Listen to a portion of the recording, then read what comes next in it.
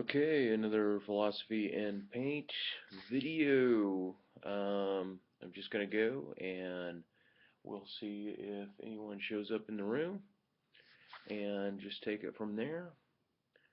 This should be kind of interesting. Let me open a couple of windows here and see whether or not everything is moving smoothly, appropriately.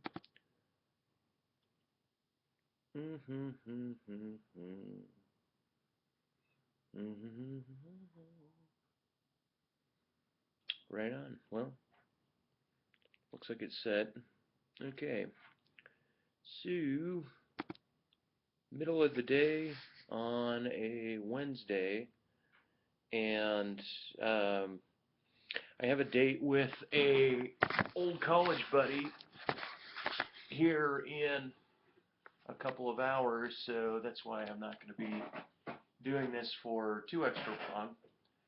But thought I would jump on anyway and do it. And just got to get my coffee here. Gotta get my mojo going, get my blow-ho rolling, my blow-ho rolling.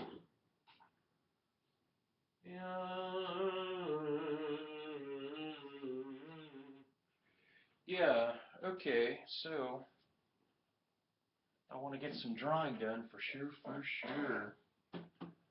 But, no kitty.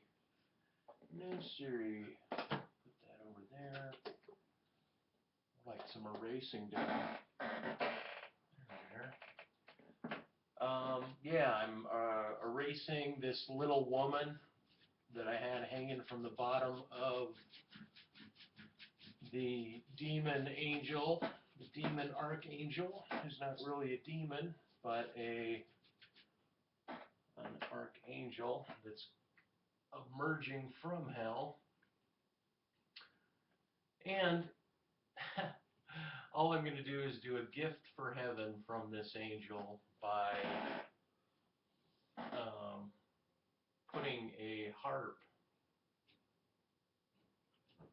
harp in its hands. So let me quickly pull up a harp here. So I had this discussion, a panic. A friend called me in a complete panic,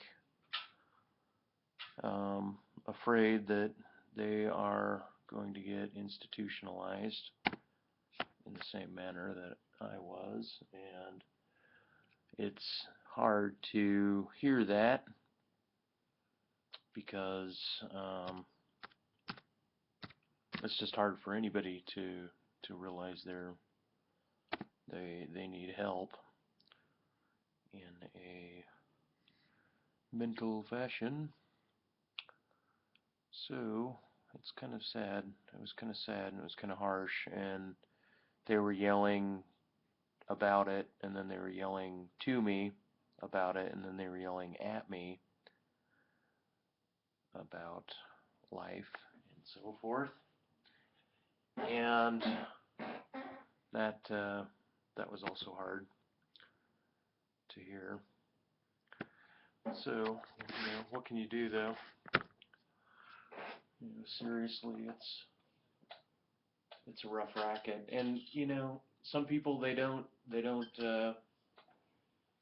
talk. They don't talk to you. They talk to themselves through you. Is more their shtick. They're so internalized in their own mode of thinking, in their own thinking process, in their own importance, that they only look at you in terms of your relationship to them, but they never look at you as an independent.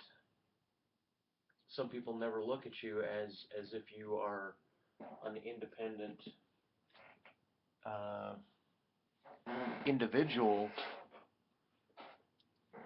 That you're strictly just um, a dot or a vector in their mind, and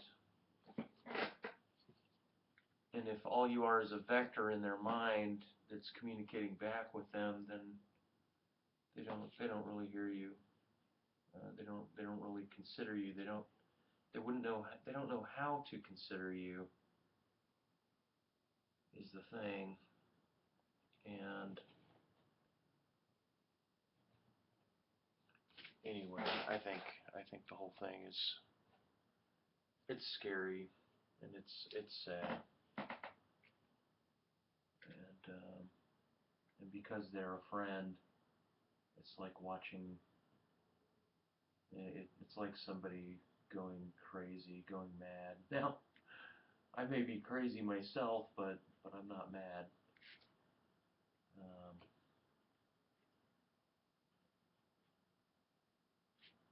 Madness is a whole different thing. Well, not entirely, but kind of. What did I want to talk about today? Yeah, meeting up with an old college friend is going to be. Oh God, I don't even know exactly how this is going to go down with them, because there's so much water under the bridge. We were going to start a band in college called Brain in a Vat, but the guy that I'm going to see, if I remember correctly, he was more concerned about getting the proper name for the band than he was about actually playing the music in the band. I shouldn't say that. I'm not certain. That's his opinion.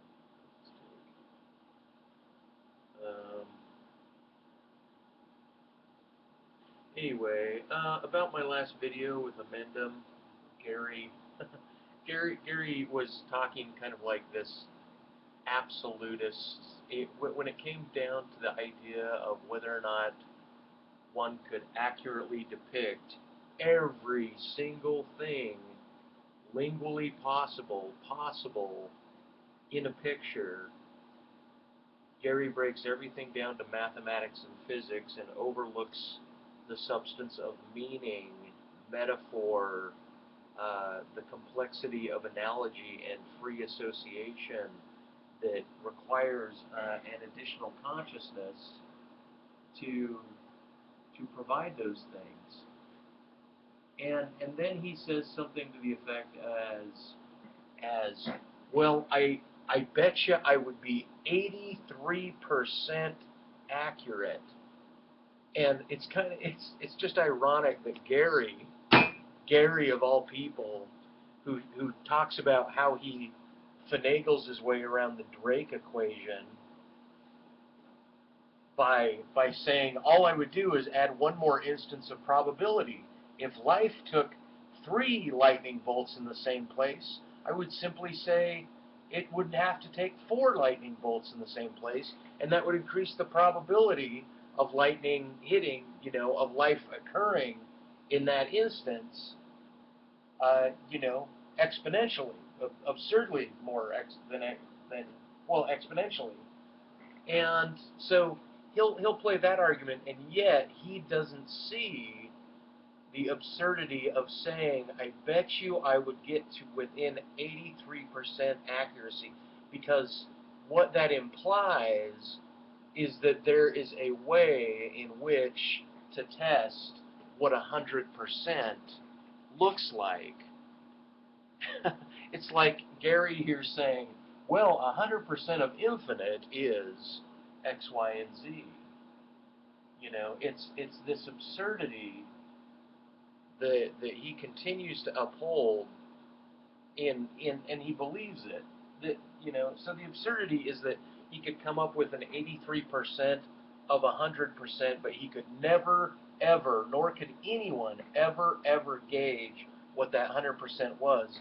Therefore, his notion of 83%, a measurability to 83%, is completely absurd. It's completely asinine.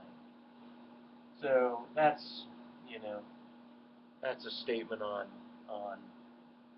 Gary trying to speak about completeness and accuracy. You know, even though I believe in aliens and I believe we're transparent beings in our thoughts, and you know, I don't know whether or not the aliens have a totality of our being, you know, a totality of our being known. It's just enough of my being was known to them for them to actually guide me, like like like the players in the Matrix, like the two guys. I'm trying to remember their names, their character names. The two guys that were born in Zion already, and they were running the computers. The guys that can interpret the Matrix. It was as if somebody there was able to interpret everything that I saw, was able to interpret everything that I would see, everything that I would encounter, how it is I would think about it, and they would guide me. And, you know, if I was listening to me, you know, 6 years ago, I would be, oh boy, I would be like, I'd probably want to commit suicide because I wouldn't want to see me become such a a broken soul that would talk about such irrational things with a sense of belief and cognition. I would be very upset at myself. It would be akin to watching Bionic Dance believe my, you know, personal experiences, special evidences, argument here. Anyway, so I'm a little bit upset at this friend going mental, and partially it's because they saw themselves in a video of mine speaking, and they didn't like what was going on. So,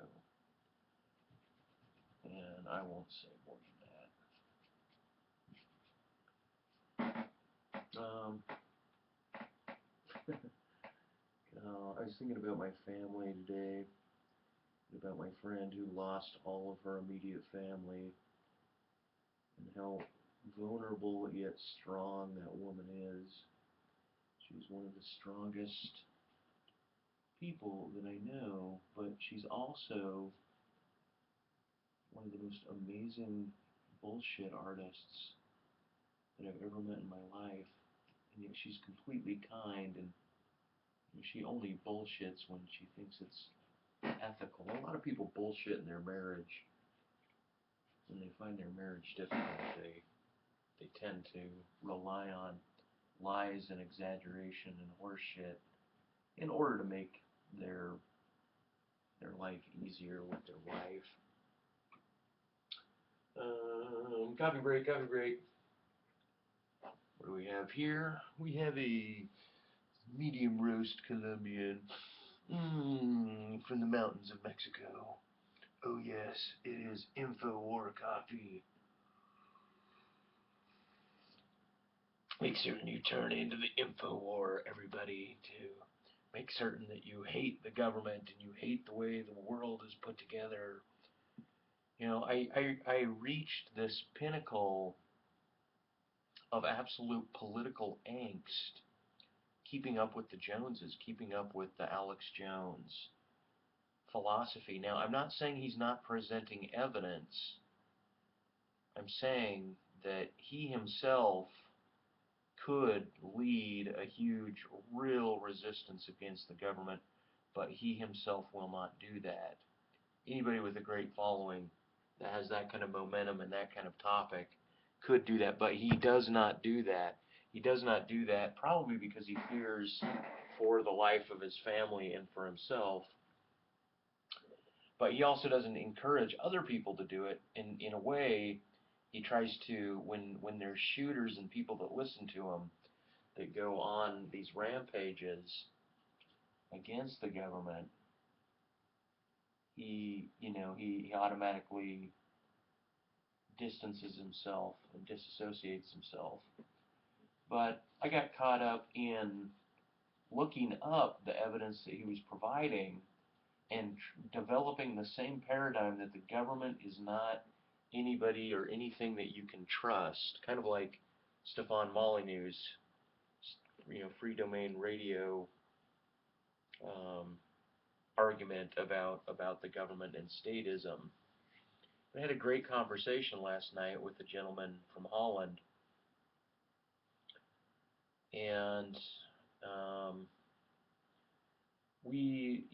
I guess firstly I'll talk about hierarchies and about the getting caught up in the way in which somebody can get caught up in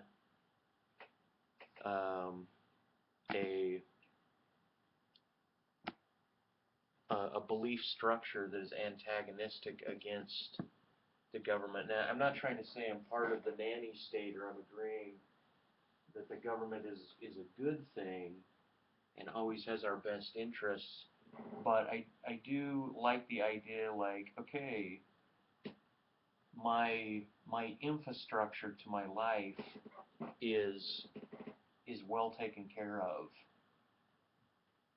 The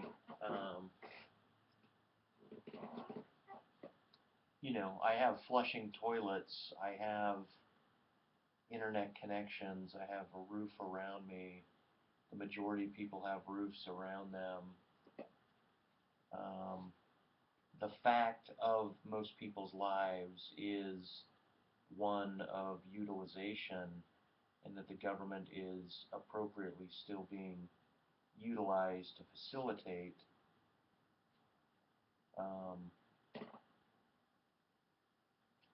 how to put it, like good behavior, good reaction, good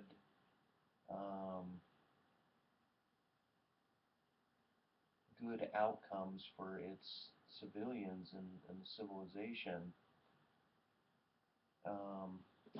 As Piro said once, he's like, what's most important is that grandma doesn't get kicked out of her house and get kicked to the street, and that she has food in her belly.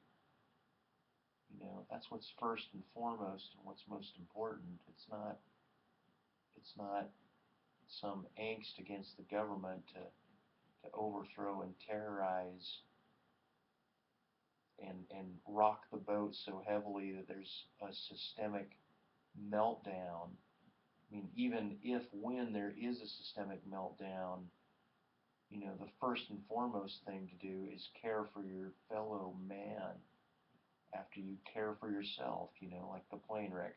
Put the device on your own mouth first and make certain it's secure and oxygen is flowing, and then put the mask on your child. That's the philosophy. And that rang true, most true, as the appropriate way to behave,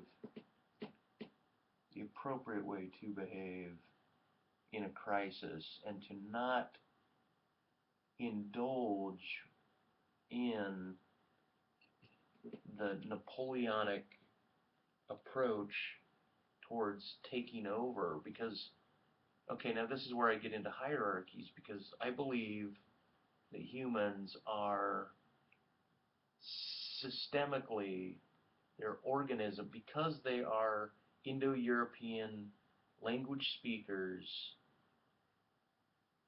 who have recursion in their language, and because they were raised by adults, by parents, not wolves, and we're guided to follow certain mimicking structures, normative behaviors that we are innately hierarchical as opposed to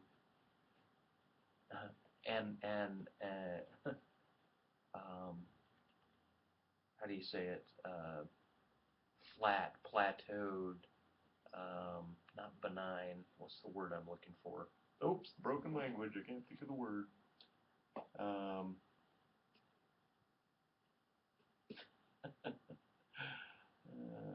least I correct myself up. Egalitarian. I think that's the word I'm looking for, egalitarian. That we're not naturally egalitarian. Just because we have angst at the government doesn't mean that we're any less hierarchical. And I say this because syntax, I believe, in some definition I read, means tiny warriors. Syntax means tiny warriors. And because you read left to right when you read, that the first word, in order to understand the rest of the sentence, you have to embed an understanding of what the first words are in the sentence before you get to the next word, and that things stack upon one another. And by stacking, you're creating a pyramid structure which is hierarchical. And biologically speaking, cultural biologically speaking, when we're born, we have to mimic the sounds of our parents. We behave in similar fashions as our parents, and then we behave in similar fashions as our as our culture at large. And so we are naturally, I say naturally in that, we follow our parents, so biologically we're naturally inclined to hierarchies and authorities. And then politics is just a personalization, an extension of that. And that Stefan Molyneux's argument, anti-statism, anarcho-capitalism, that even capitalism is a form of hierarchy. And he's got a non-aggression principle. And this non-aggression principle, he will aggress with reasonability. If syntax are tiny warriors, then the posturing of oneself, my words relative to the listener, suffers. I suffer the individual listening in a way that they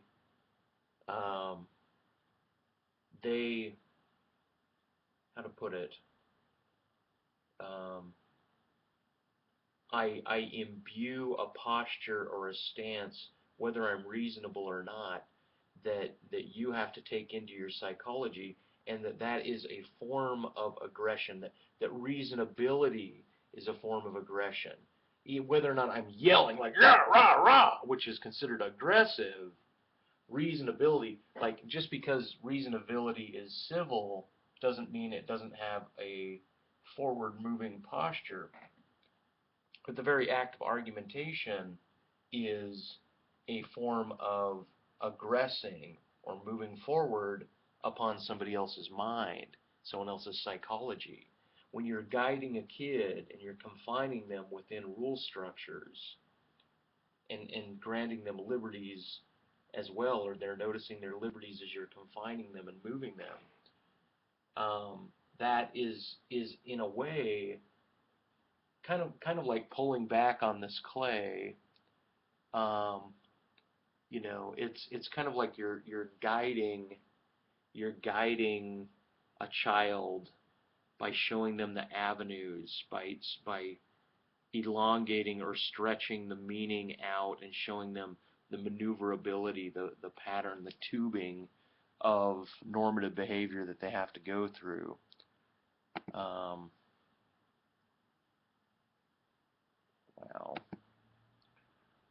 spam. Anyway, it's a hard sell to say that rationality is a form of aggression, but capitalism is definitely based on a form of hierarchy. Um, you know, trying to say, oh, we have a capitalistic society, you know, and these are goods and services that you get to sell to the market. There is a reasonability to that, but if somebody doesn't want to live in a capital form, kind of a capital mode of living, then they must adhere, whatever the normative structure is, whether it's capitalism or reasonability, whatever the normative behavior is, if somebody falls outside of that normative behavior, they then will either be banished or they will be aggressed upon in order to become what society needs them to be in order that society can continue to function in whatever the paradigm is, be it capitalism, anarcho-capitalism, what have you. Um, so it's an individual behavior maintenance that where individuals are where aggression or confinement or banishment are the alternatives to get people to behave in certain ways. So anyway, I was getting back to the Alex Jones angst against the government. It just seemed to me that spiritually speaking, I did not want to become a terrorist and be the one to rock the boat, to knock the food out of grandma's mouth. I did not want to be the one that caused a systemic upset for the sake of causing a systemic upset. And this was very harsh to me because I'm a constitutionalist, politically speaking. I see the government's violations of the Constitution, and it's upsetting. So the evidences that Alex Jones is presenting are very significant, and the trends in which the government is going through are significant. But eventually I had to release the idea that we are in fact still a constitutional republic, that decades ago the Constitution was violated and covered up, kind of like a tumor on the spine. You know, we have a natural body, corpus body of government, and the body corpus of government, the spine of that body is the Constitution. But there's been so many aberrations, kind of like we have different limbs, like the head is the executive branch, then we have the judicial branch is the left arm, and the legislative branch is the right arm, and the legs might be the two parties, Democrat and Republican, or something like that. You know, so we have some metaphor to a body corpus, but the spine being the Constitution. But what's happened is there was a violation, kind of like a tumor growth or a bone that was surgically implanted, you know, on the lumbar vertebrae as opposed to the thorax vertebrae where there are no ribs. And there was a bone put in there, or a tumor, which was some new extension to the body corpus that took legislation away from the Constitution, and then a bunch of flesh, a bunch of behavior, normative biological action started happening around that extension. And so each violation and each extension that's happened away from a constitutional government, whether it was an official amendment like the Fed, or, you know, being a bad idea, or whether or not it's legislation on gun control that is not an amendment process, but that we make, you know, people that are mentally ill can't have guns. There's specific legislation that restricts individuals substantially And so anyway, sorry if I'm getting boring. Anyway, my point being, kind of got my heart knocked out though. That's a plus. Um, my point being that that there are hierarchies. We've transcended the Constitution in so many ways. Our boat, no matter what it is, we still, when we wake up, we're in houses, we have electricity, we have flushing toilets, my family members are fed, they're not dying in the streets. Something about our day-to-day existence is working well.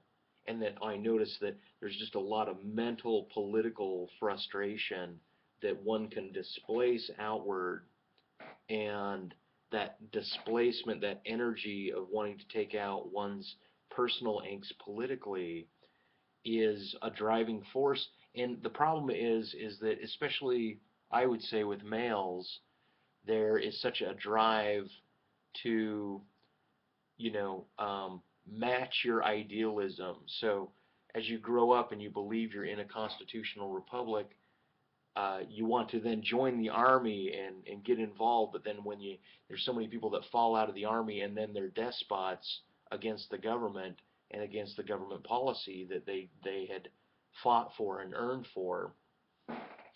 And so anyway, I guess I don't want to get on too much of a tangent, but hell, I can go wherever I want. I can speak about whatever I want. There's apparently, oh, look at that, there's a few people in the room. No one's typing anything, but some people showed up. Um, anyway, so last night I had a great guest who showed up, and we started to talk about where I'm going in my future, and I talked about how I felt spiritually damned. And why I felt spiritually damned was in part due to this idea that fire was surrounding me and that there was a ricocheted geometry of historic memories that were, you know, even if I loved them, I let the love go like I let real loves go in life, or that they were, even though they were significant at a time, they were not significant enough. That's what I'm talking about to the guys in Tiny Chat. So that each acute angle, each angle, the point where they intersect would be considered a place in, you know, in one's existence. You know, like this morning I got up and I drank coffee and I showered. Okay, maybe that's not a significant memory, but later on in retrospect, am I going to look back on that and say, you know, that was absolutely fabulous. That morning was one of the best mornings I ever had. You know, and other people, like, I got up, I made love to my wife, I went to work, I got a promotion, people made me laugh, I made them laugh. It was the most hysterical day. I came home, played with the kids, you know, I got a new car, you know, all the material things, all the psychological things, all the social things, everything about one's existence looked at in a single instant could be considered one of these angles that one really cares about, one really loves about who they are and who they've become. And I say I was judged because ultimately it felt as if I did not have enough loving. I had plenty of loving memories. It's just that when the dropped, I let them go. It's almost like if you had a child and your child was caught in a burning flames, would you or would you not run into the flame and burn yourself madly to save your child? And I want to say I burned heavily, but my children are my loving memories. You know, I don't have a family, I don't have a career, I don't have a lot of necessary. Well, I have a lot of social delight now, but the point is that when the shoe drops, when you're burning in your soul, do you let go of your memories that you loved, or do you hold on to them dearly? And that's the question.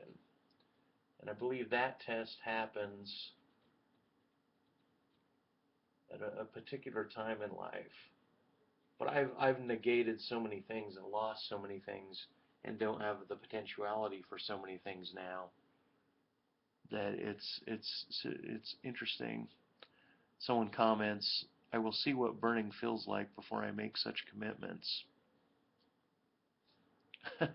Antinatalism TV is the name they came in up on. I wonder if they're referring to the commitment to save their own child.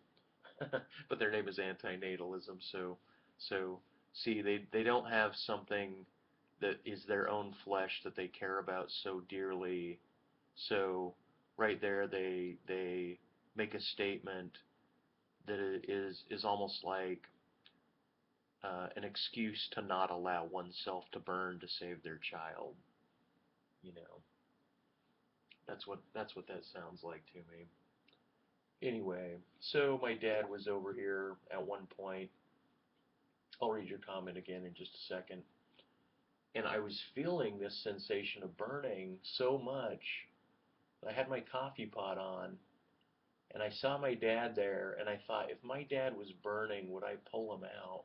So I just reached over, I took the coffee pot off, it was already off in my right hand, and I took my left hand, and I just put it on the burner, and I just let it burn. And my dad saw me do this, and he started to freak out, like, "What are you doing? What are you doing?" And it took him a few seconds of just saying something before he came over and knocked my hand away. And I sat there, and that to me was the metaphor of how long it would take to reach into fire and grab someone and yank them out. And it's a game I play with my body because I feel a sense of burning. Oh, so their response on Tiny Chat is praise Jesus. Well, up here, up top of the painting, I have my Jesus character right here. Here's a praise Jesus.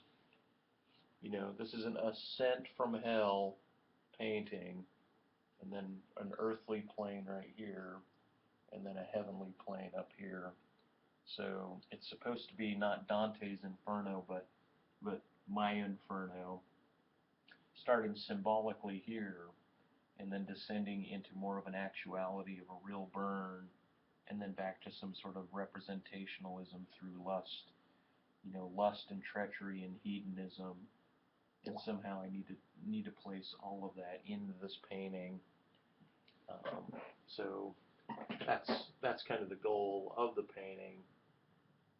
It's just, you know, it's I'm giving myself a lot of work, but hopefully it becomes worth it.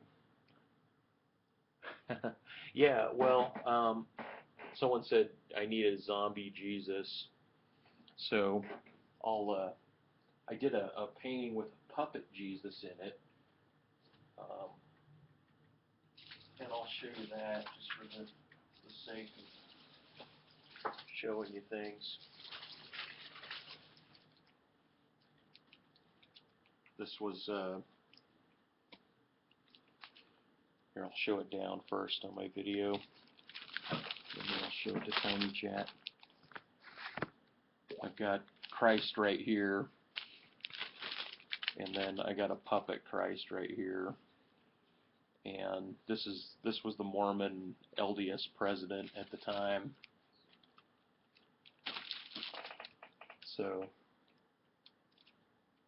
So there's big Jesus there on the right, and then down below his feet is the puppet Jesus. So that was kind of oh, it's Zombie Picture Show. Huh. Antinatalism, Malthusian antinatalism is his shtick. Right on, and yet, happily, he's inviting a new child into his house. I believe that's correct. I believe that's what's going on with them. So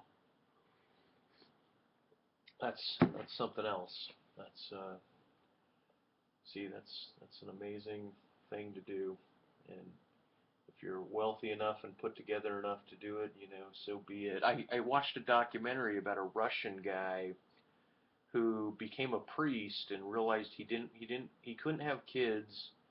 He met a woman, married the woman. I don't know if he left the priesthood.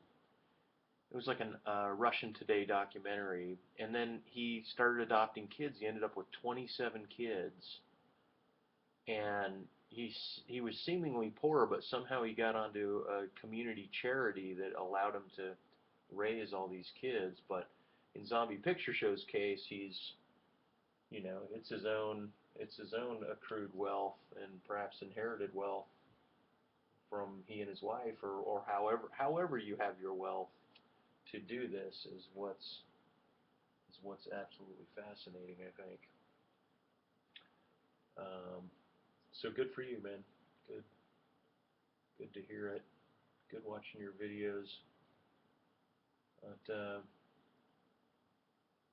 yeah, I was just trying to think, Zombie, where I disagreed with some of your philosophy, but and without having your videos playing right now, my differences with you don't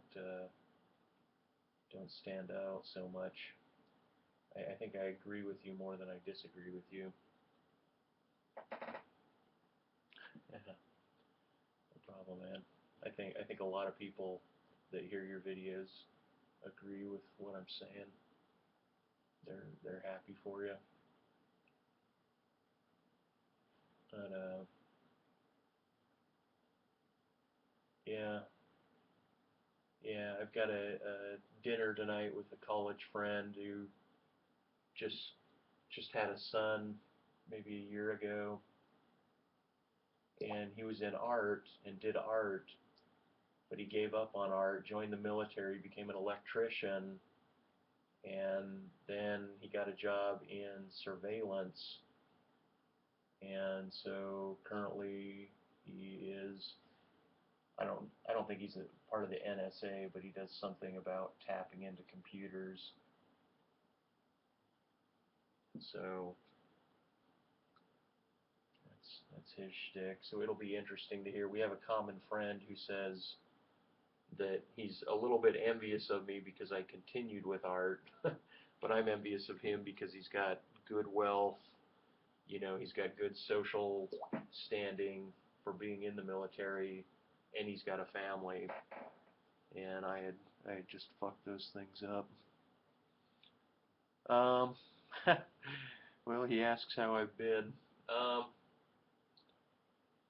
Since you and I last interacted, I had mentioned in a video I was I went through this huge burning sensation that I later accrued as some sort of like yogic or Catholic sort of deep prayer, a red burning prayer, the Sacred Heart prayer. And I thought I was going to die. I started mailing off money to people and writing wills on things and wrote a little prayer board out, and I called my parents to tell them goodbye, and of course I sounded really awkward to them, so they came down and got me, and I got checked out by doctors, and when I said I felt like I was going to die, they interpreted that as I was going to cause my own death, and they decided I was a harm to myself, so they institutionalized me for, they got the papers in my hand, but I got institutionalized for about 6 days. That's how I've been. You want to know how I've been? That's how I've been. Yeah, no doubt. When you say death, it's a red flag to parents.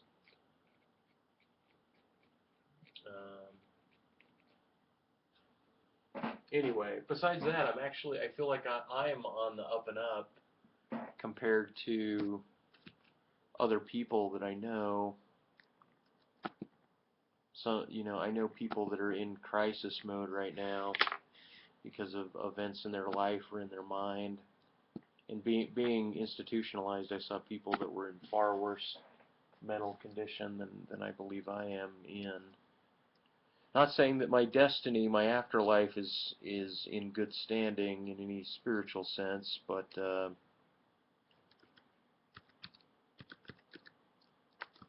I'm okay. For atheists, my theological descriptions of things probably don't jive so extra well. Hangman's Tarot card. I gotta put the Hangman's Tarot card in here. Oh, great. Of course, Yahoo search doesn't have a good selection. There we go. There's images that I need.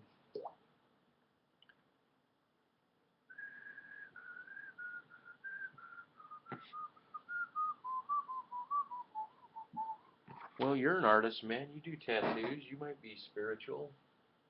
I mean, you have an attempt, a desire to be spiritual. I can't. Yeah, maybe this discussion will open up my. It was one of your recent videos that you made where you were going on, and something about it rubbed me a little bit the wrong way in terms of me being able to, really agree with what it is you were saying.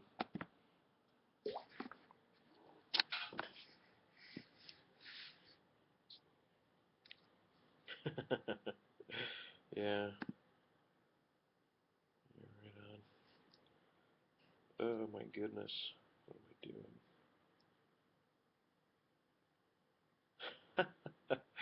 The Hangman's card is so damn interesting.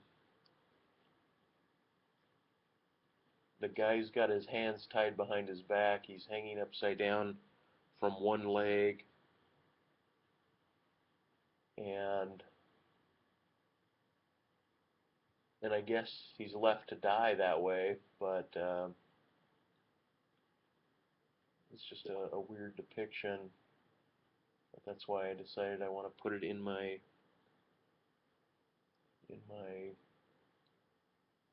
thing here. Maybe I should read the meaning of the Hangman. I mean, it's not the death card by any means, so perhaps I'm wrong. Perhaps there's something that's positive that comes out of the Hangman's card.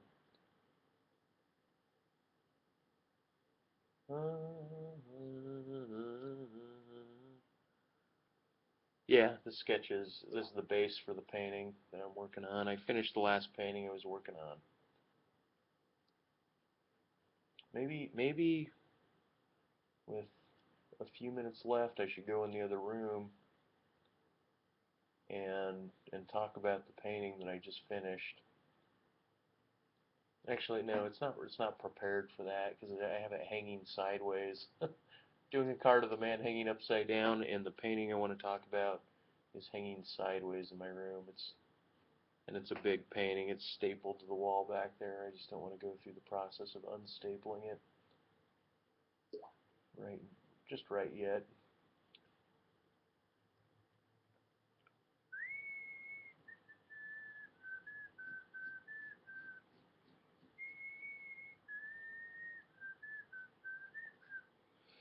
Yeah, I'd bring you closer to the painting so you could check out what's going on with it, but yeah, this whole area is just a stack of symbols, as I had mentioned, kind of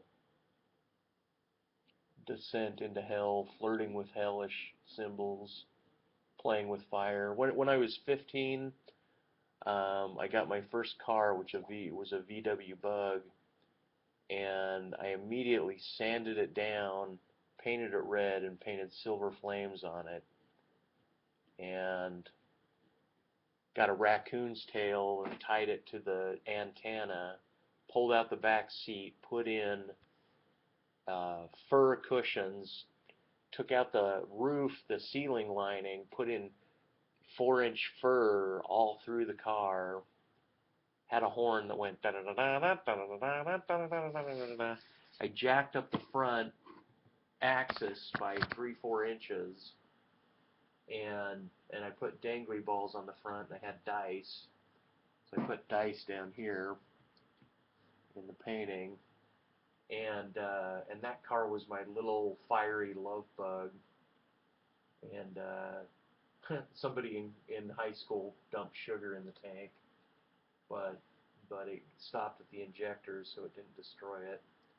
But anyway, in memory, one of my memories where I was analyzing my own history, like that was a very pleasurable, loving experience. A boy, his first car, painting it, doing fancy stuff to it, and yet somehow when it all came down, it was as if even that really pleasurable memory didn't matter. You know, it was the sense of insignificance of my being that when tested, I just want to say, you know, tested by God, tested by higher powers, because this burning sensation was not only physiological, not physical, but physiological, and that it felt as if it was coming inside of me. It was psychological, it was spiritual, and it rattled me. It was unlike anything I've ever had before, and it lasted for about 4 days. Just this notion of impending death, impending burning, my judgment day has come, I am going to hell. And so, like I was pointing out, this drawing here was a drawing I picked up which shows a geometric patterning of one's historic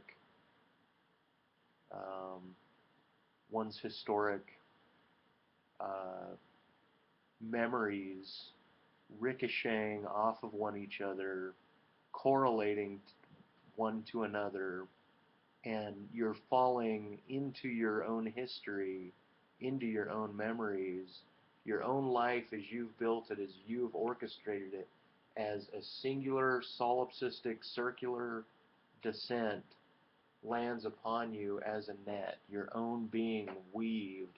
It's how you've weaved your soul in time.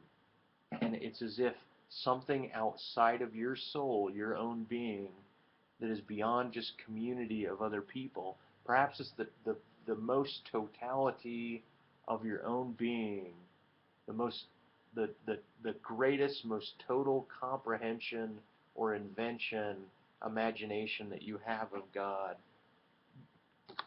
comes to the exterior of your being and judges you and tells you whether or not you deserve to be flamed, fired, whether or not you've always been a person of flames and fire, or whether or not you're a water sign, an earth sign, a heaven spirit sign, an air sign. And it's as if I realize that I have always, because I painted flames on the car, because I've always identified with fire, because I've always played with heat and cold and everything, that I am in fact a burning sign, and I am a Sagittarius, which is a fire sign. And so here I put an angel coming out of hell that's burnt. All of his feathers are burned off of him, and his skin is all melted, and yet he's being dragged up by another archangel up into the heavens.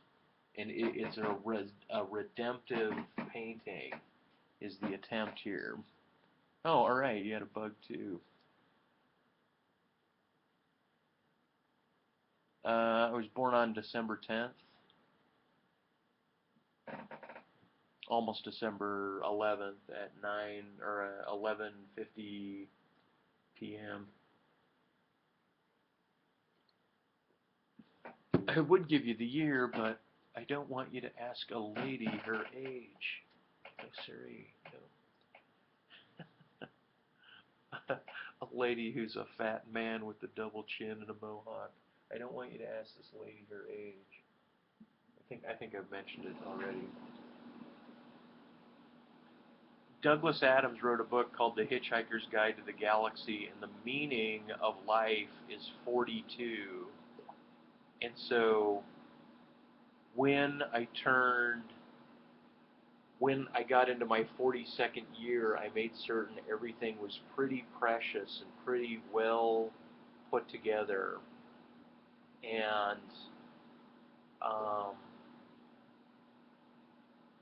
at the very end of my 42nd year, I did something morally very perverted, which I won't go over, but it was perverted even in my own sense of perversion, and yet I was drugged and drunk and allowed myself this behavior, and then it felt as if I was judged and I was burned, and so I negated all of everything. No more drinking, no more smoking, no more drug taking, hard work, hard labor. Like Anton would say, labor expiates guilt, work expiates guilt, and get rid of all of these notions of, stay organized, organize one's life, reweave your life, into a knit pattern, kind of like I was talking about. Our Constitution has this bulbous appendages attached to it that have organic growth on it, which is our society, where our Constitution does not really look like a Constitution. The body corpus is living almost without need of its own spine any longer. And I make metaphor of this because I've broken my spine so much. That's how I feel politically speaking. But reweaving one's own life in a manner that when you do look back upon it and you fall back into it, you're in a state of bliss and comfort, and you look back on your life and you say, I'm sure glad I did that. I love my life. I loved my life through and through. I think that's a spiritual journey that people need to go on. Yeah, no drugs. What the hell's the world coming to? Well, this video is already going upon an hour. What have I done? Drawing-wise, I've erased the little woman, which was kind of a metaphor for my first girlfriend, I think. I keep painting her in my paintings. It's time I stop doing that. I put a harp in, like the ascending angel is bringing a harp up to heaven that fell down into hell. I've added a number 13, and I've kind of added some detail to this ghostly woman bat thing that's flying in, and that's what I've done on the painting so far. Oh, my shirt, a shout out to the artist O. His name is O, like Oprah Winfrey, just the letter O. He made this shirt several years ago, and to me it should say plutocracy, but it's a pun saying democracy, made out of corporate signs and symbols, which I just think is it's just a really badass. It's just a really badass shirt. Disney, Enron, McDonald's, AT&T, Toys R Us. I don't know what that is. The American Legion, eBay. Where the C is from CNN. That C is from Coca-Cola. Yeah, it's a great shirt. Thought I would wear it to dinner with my college friend. Anyway, I think I'll wrap the video portion. Maybe I'll let the video go for another 10 minutes. People might be interested. I don't know, Zombie, have you followed some of my most recent videos, these long painting videos I'm doing? Or are you just chiming in because you saw the link? And do you want to dock? Do you want to dock and talk? I don't think you and I have ever done that. Put you on a video, man. Make you famous. Oh, yeah.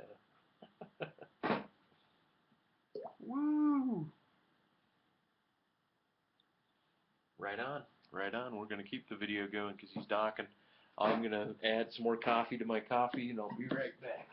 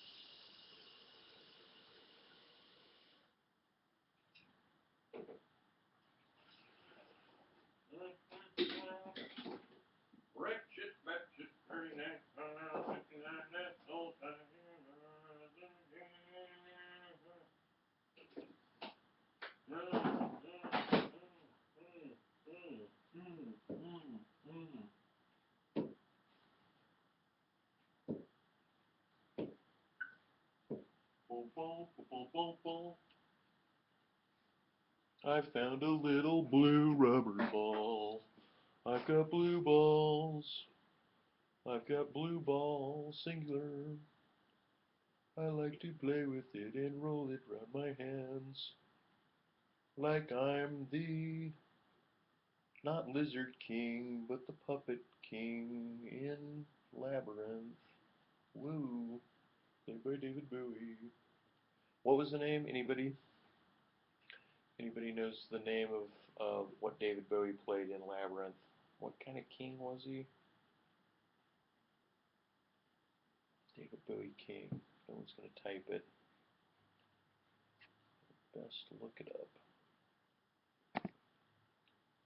Just after I make certain my harp is bookmarked properly.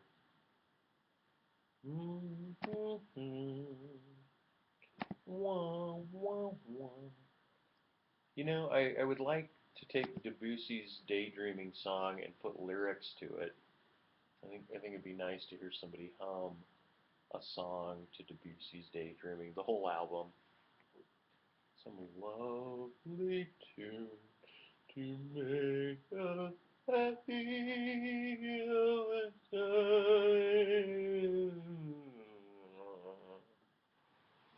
We're just bones, monkey lumps, singing time.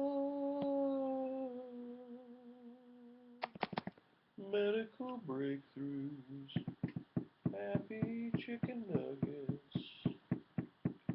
Labyrinth, Labyrinth, no one's typing. Okay, David Bowie, David Bowie, Labyrinth,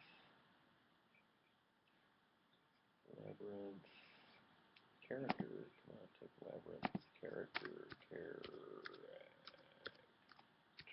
There was a great video on if Google was a man. It showed up online. It's brilliant. I got a little kick out of it.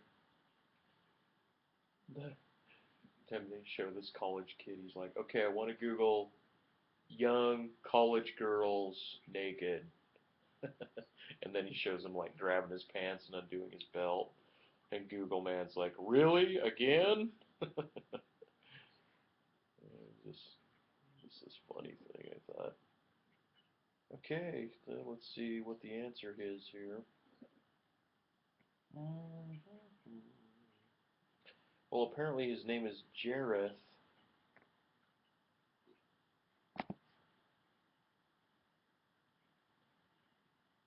The Goblin King. The Goblin King. Not the Muppet King. Not the Lizard King. The Jim Morrison Lizard King, but the Goblin King. Why didn't anyone tell me that, damn it? Right on. We got Zombie on the air. Just about. Just when he gets his microphone working. This has actually been great because I had Inmendum on. I've had Sherwolf on. Sherwolf's been around for ages, but doesn't pop his head up very often.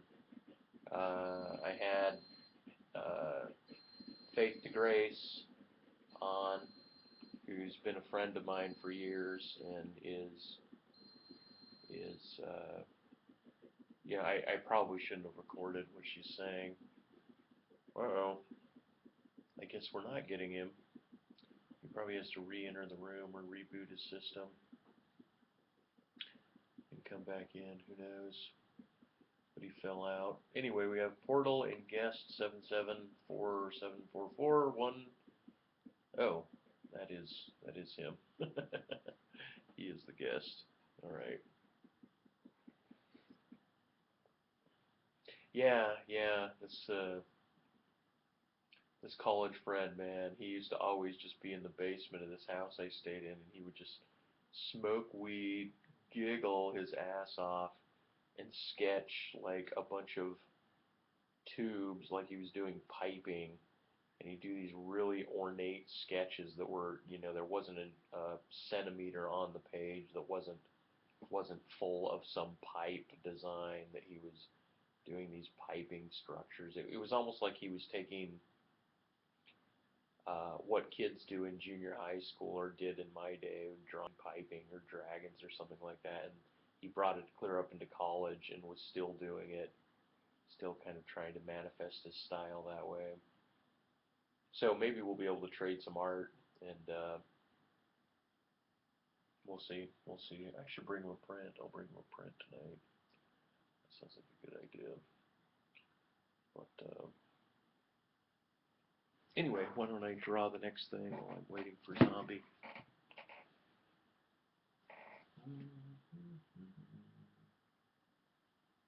Oh yeah, that's what I need to erase.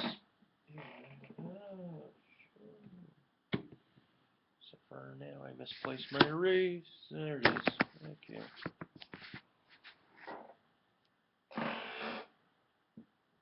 Oh, God, hey, Zombie, you're probably talking, and I just don't have the volume up. Let me turn the volume up. That's what's going on.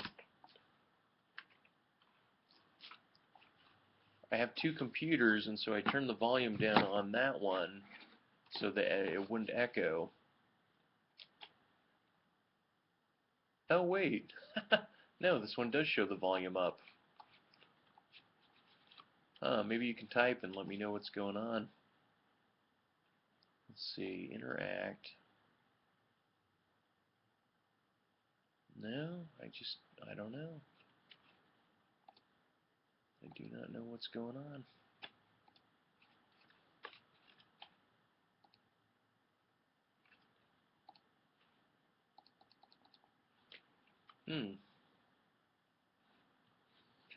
The damnedest thing. Bling, ding, ding, ding, ding, ding, ding.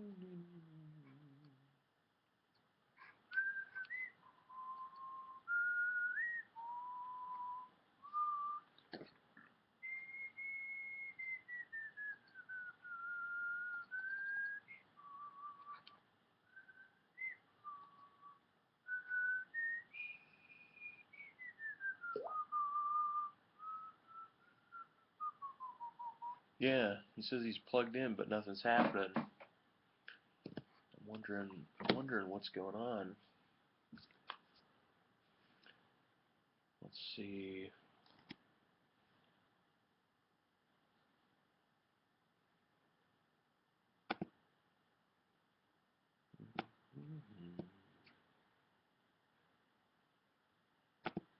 Can you hear me now? Maybe I have an echo on now.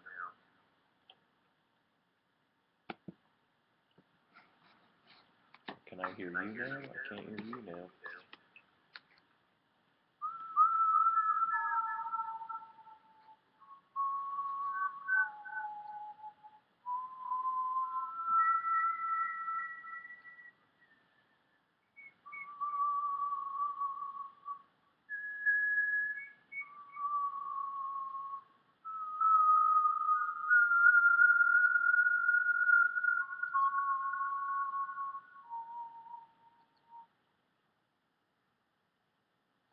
Damn.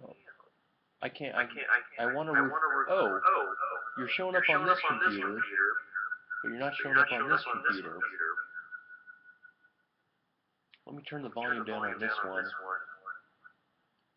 Go ahead and say something. Let me see if I got you here. Huh, I'm not hearing you. Huh.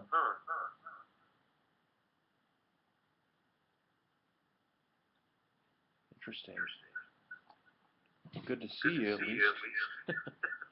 Let me see what's going on here.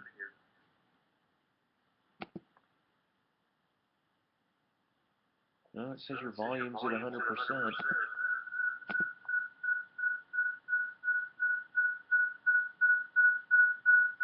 Uh-oh. Trying to run 2 cameras at once. It's gonna be crazy. Bummer, I can't hear you. Maybe.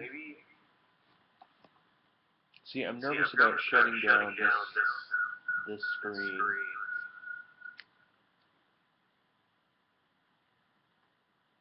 Stop group 2.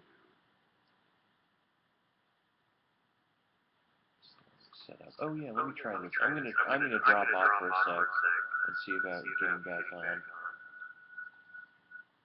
Because that one's stuck, and maybe that has something to do with why I can't hear you.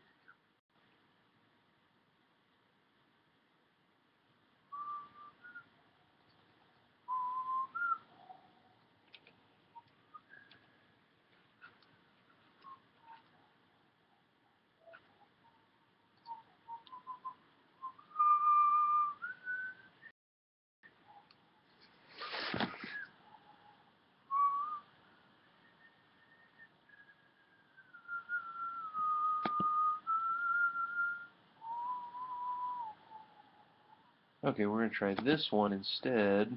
Na na na na na na na na na na na na na.